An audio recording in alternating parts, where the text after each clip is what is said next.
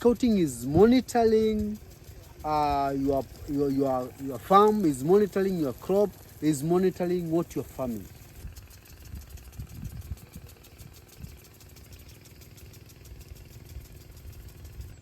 As a farmer, there are terms you need to adhere to.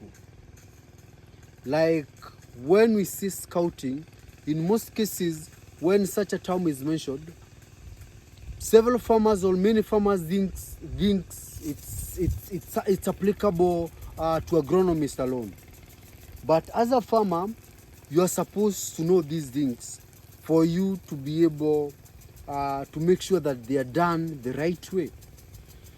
Talking of scouting, scouting is monitoring your farm, is monitoring your crop, is monitoring what you're farming.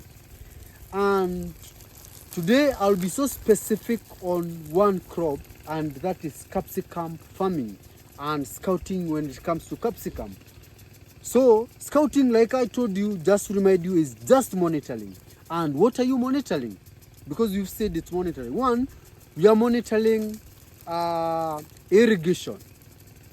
Like you can see, the irrigation is taking place in my farm. I use overhead irrigation, courtesy of very powerful solar irrigation system that I'm using here. I'm running the farm for free, all because of renewable energy. Though at the moment it looks somehow dark, but my solar is still working. What a magical way of farming and lowering the cost of production. You can, if you're interested with such a system, you can talk to me. I'm going to leave my number in the comment section so that you can know more about the irrigation and be a better farmer, because I'm currently enjoying. That's why I'm using overhead irrigation. So from irrigation, you go to diseases. From diseases, we go to pests. Then from pests, we go to nutrition. To start with, when we are starting to start with irrigation, when are we this has been a question. When are we supposed to irrigate? When you do the scouting, how do you tell that this soil is supposed to be irrigated, this soil is not supposed to be irrigated? So what we usually consider, or what we usually monitor, is picking the soil that is on the farm. You see, like I've picked the soil.